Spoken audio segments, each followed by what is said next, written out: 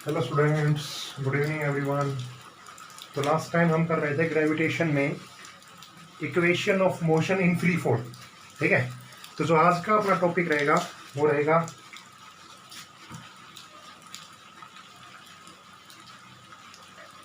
Mass and weight. ठीक है, आज का जो अपने टॉपिक रहेगा वो कौन सा रहेगा? Mass and weight. ठीक है, तो देखिए सबसे पहले आज इसको हम आपके सामने डिफ्रेंशिएट करते हैं कि मास क्या चीज़ होती है और वेट क्या होता है। मास और वेट, देखो mass amount contained in a matter.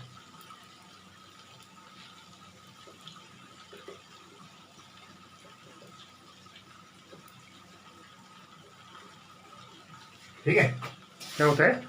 Amount contained in a matter. ठीक है, इसका मतलब सुनो क्या होता है।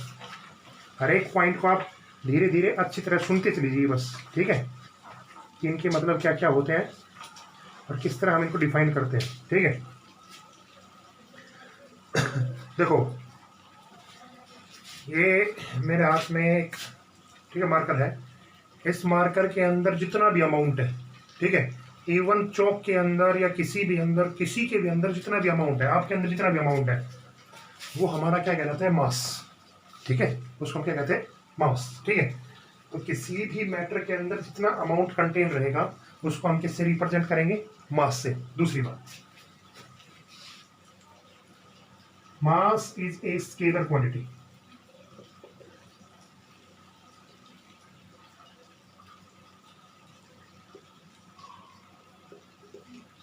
ठीक है, स्केलर का मतलब जिसके पास अपनी खुद की कोई डायरेक्शन नहीं होती।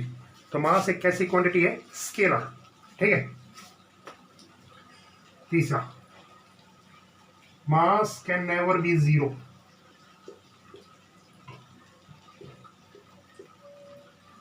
कैन नेवर बी जीरो, इसका मतलब क्या है कि मास कभी भी जीरो नहीं होता किसी ऑब्जेक्ट का। अभी मैंने बताया था ना आपको, इवन आप एक पेपर ले लें, उस पेपर के अंदर भी जितना अमाउंट कंटेन है ना, वो भी उसका क्या कहलाता है? मास। क्लियर ये चीजें? 3 पॉइंट क्लियर हो गए कि मास क्या होता है? Amount contain in a matter. दूसरी बात, मास कैसी क्वांटिटी है? स्केलर, उसकी कोई डायरेक्शन नहीं होती, केवल और केवल उसका क्या होता है? मैग्नीट्यूड उसका। ठीक है, तीसरी चीज, मास कैन नेवर बी जीरो। ठीक है, चौथी चीज, मास can be measured bye beam balance. ठीक है, अगली बात क्या बताई मैंने अभी? देखो, मास को हम किससे मेजर कर सकते हैं? एक बीम बैलेंस से। बीम बैलेंस क्या होता है? देखिए, अब दुकान पे सामान लेने के लिए जाते थे, ठीक है, अब तो नहीं होता, अब तो आप देखते हैं कि मशीन रखी होती है। ठीक है, पहले क्या होता था? एक तराजू सा रखा होता था। ठीक है, तराजू का मतलब ये इस तरह की दो चीजें रखी होती थी। आप इसमें जैसे आपको 3 किलो चीनी डलवानी है, लेनी है, ठीक है, तो आप क्या करते थे कि 3 किलो चीनी करियो भाई। तो उस तरह वो क्या करते थे, शायद क्या रखते थे, वो बाट रखते थे, बाट।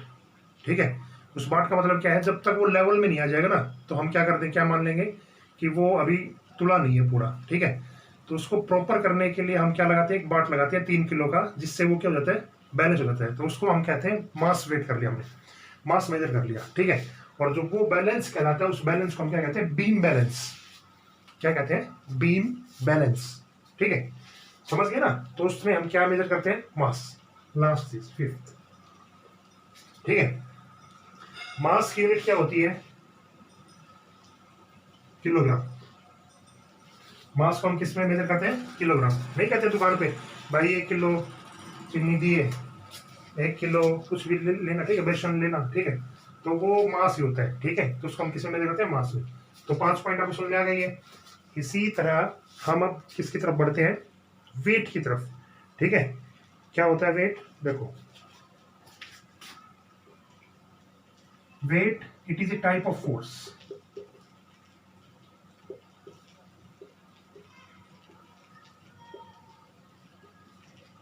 ठीक है, it is a type of force. ठीक है, वेट को हम क्या कहते हैं, it is a type of force, ठीक है, which attract towards the body, ठीक है, विच अट्रैक्ट्स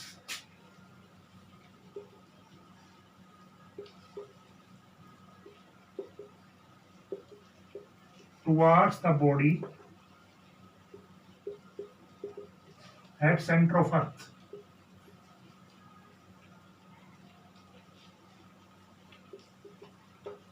ठीक है, अर्थ जिसको भी अट्रैक्ट करती है उस टाइप के फोर्स को हम क्या कहते हैं, वेट। जैसे मैं यहाँ पे खड़ा हूं तो जो मेरा वेट है वो किसने सपोर्ट कर रखा है, अर्थ ने, ठीक है, तो अर्थ अपना एक फोर्स लगा रही है, उसी फोर्स को हम क्या नाम देते हैं, वेट। समझ गए ना। तो वेट कभी भी मास नहीं होता, वेट और मास में डिफरेंस है, ये चीज आप समझ रहे हो ना। वेट क्या होता है, एक तरह का फोर्स होता है, और मास क्या होता है, 1 किलोग्राम, जो चीज हम मेजर करते हैं, ठीक है। दूसरी चीज, weight is a vector quantity,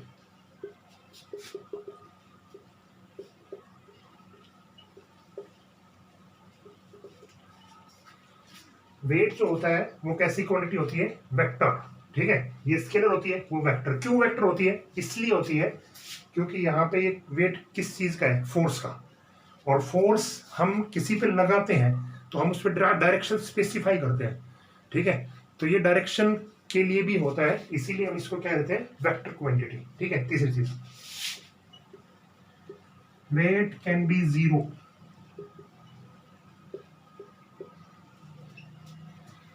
wait zero भी हो सकता है, ठीक है। वेट का फॉर्मूला यही होता है, देखो आपने पढ़ा ना, F = mg पढ़ा था ना ग्रेविटी में, इस फोर्स को हम क्या कहते हैं, वेट भी कहते हैं, समझ गए ना। यही इसका फॉर्मूला होता है, क्योंकि फोर्स का फॉर्मूला क्या होता है, ma, ठीक है, और mg, a की जगह हम g का मत कर दें, ठीक है।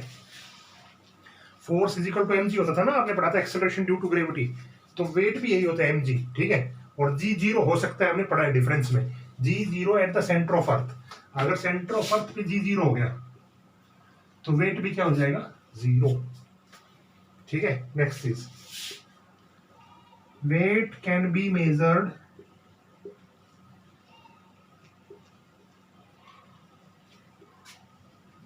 बाय स्प्रिंग बैलेंस, ठीक है। वेट को हम किस तरह मेजर करते हैं, बाय यूजिंग स्प्रिंग बैलेंस, ठीक है। एक होता है बीम बैलेंस और एक होता है स्प्रिंग वाला, वो ऊपर नीचे ऐसे होता है, ठीक है, स्प्रिंग लगी होती है उसमें, ठीक है। तो उसमें हम किसको मेजर कर लेते हैं, वेट को, ठीक है। तो कई बार पूछ लेते हैं कि बीम बैलेंस और स्प्रिंग बैलेंस में डिफरेंस क्या होता है, तो क्या होता है पता चल गया आपको, बीम बैलेंस केवल और केवल मास मेजर करता है, और स्प्रिंग बैलेंस केवल और केवल क्या मेजर करेगा, वेट, ठीक है। फिफ्थ यूनिट, वेट की यूनिट क्या होती है, न्यूटन, ठीक है। क्यों, क्योंकि फोर्स की यूनिट क्या होती है, न्यूटन, और वेट भी क्या है, एक तरह का फोर्स है, तो फोर्स की यूनिट और वेट की यूनिट दोनों क्या रहेगी, सेम, न्यूटन। तो ये चीजें समझ में आई आपको, नहीं बताओ मुझे, आगे होंगी, 500 पॉइंट आपको क्लियर हो गए होंगे, इसी तरह आपको लिखने हैं, ओके क्लियर। आगे की तरफ बढ़ते हैं।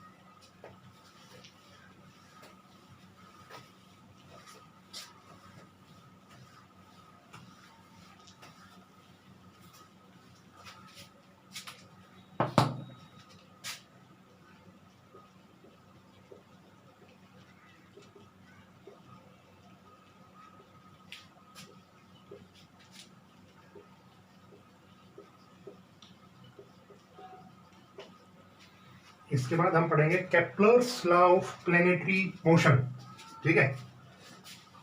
सुनिए, केप्लर ने एस्ट्रोनॉम के बारे में पढ़ा था, और उसने वहां पे 3 लॉ दिए थे, क्या दिए थे, 3 लॉ, ठीक है। समझ गए।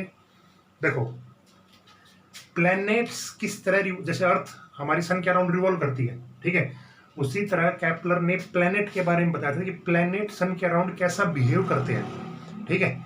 और उसने 3 लॉ के जरिए उसने बताया था, सिर्फ सिग्निफिकेंस दिया था तीनों लॉ का उसने, किस तरह ये बिहेव करते होंगे, ठीक है। तो तीनों की स्टेटमेंट, अगर आपके पास बुक है ना, बुक है, तो उस बुक में आपको मिलेंगे Kepler's law of planetary motion, और उसमें 3 लॉ मिलेंगे आपको, ठीक है। लिखेंगे नहीं, मैं आपको समझा देता हूँ तीनों लॉ। जैसे फर्स्ट लॉ है,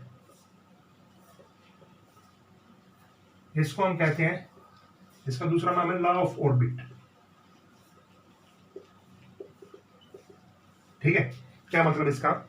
फर्स्ट लॉ में उसने ये बताया था कि every planet revolves around a sun in an elliptical orbit. समझ गए? बुक है आपके पास, लिख लेना, कोई दिक्कत नहीं है, समझ लो आप। हर एक प्लैनेट अर्थ के हर एक प्लैनेट सन के अराउंड जब रिवॉल्व करता है ना, तो किस में करता है? एलिप्टिकल पाथ में।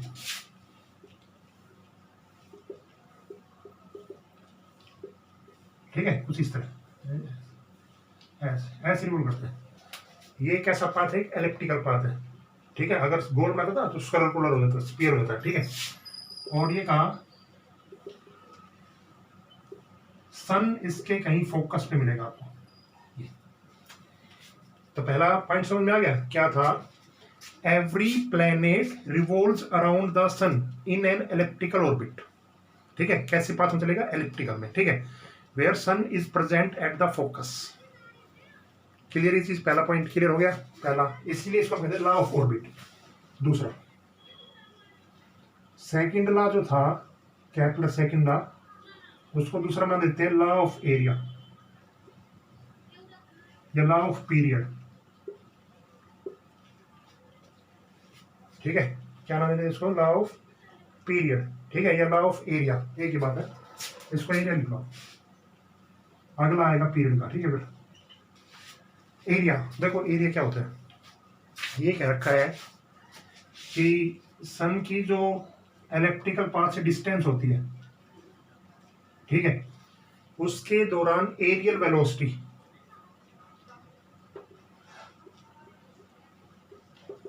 Remains conserved. ठीक है, क्या कहा है मैंने? अरे बताता हूँ। ठीक है, दूसरा लॉ उसने क्या बताया कि the areal velocity of a planet remains constant around the sun. बस इतना ही है, एक ही लाइन लिखनी है। The areal velocity of a planet around the sun remains constant at all time. Areal velocity क्या होती है? एक तरह की एंगुलर वेलोसिटी होती है। ठीक है, हाँ, एंगुलर मोमेंटम होता है। ठीक है, या मोमेंटम इज कंजर्व्ड, ये आपने पढ़ा था ना थर्ड पार्ट में। ठीक है, तो v और a एरिया। ठीक है, इसके दौरान जो एरिया है, ठीक है, उसके दौरान जो वेलोसिटी चलेगी, उस वेलोसिटी हमेशा क्या रहेगी? कांस्टेंट। ठीक है, तीसरा थर्ड लॉ बताता हूँ आपको, थर्ड। ठीक है, थर्ड लॉ को हम कहते हैं लॉ ऑफ पीरियड।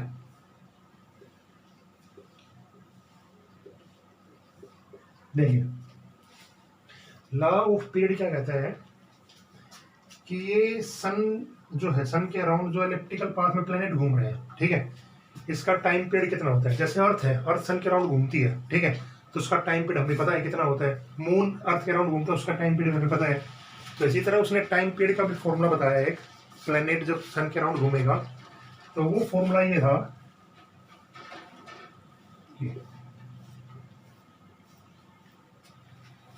ये फॉर्मूला अब आप डिस्क्रिप्शन में क्या है देखो, the square of time period.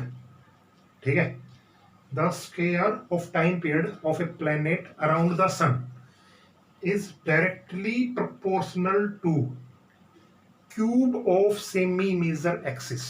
बस इतना ही। ठीक है, उसको लिख दिया मैंने कैसे? मैथमेटिकली इस तरह। The square of time period, देखो टाइम पीरियड क्या है? Square is directly proportional to cube of semi major, या रेडियस, इसका हमेशा सेमी मेजर लेते हैं क्योंकि ये पूरा सर्कल नहीं है ना, तो इसको हमने आर लिख दिया, आर डिस्टेंस जो भी होगी। ठीक है, सेमी मेजर एक्सेस। बस ये तीन लास्ट में दिए थे, इसका कोई मैथमेटिकल टूल नहीं है, इसका प्रूफ कुछ नहीं है। ठीक है, बाकी इसका तो प्रूफ हो जाता है 11th में, आपको बताएंगे। लेकिन अभी के लिए क्या आप इतनी बातें याद रखते हैं? ये बताइए आप, 3 लाख, ये तीनों लाख याद रख लेंगे ना? ठीक है, दोबारा बता देता हूँ। पहला ला क्या है?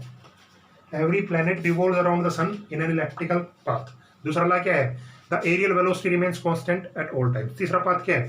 The square of time period is directly proportional to cube of semi major axis. बस, this is Kepler's law of planetary motion. ठीक है, मास ऑर्बिट आपको आ गया होगा।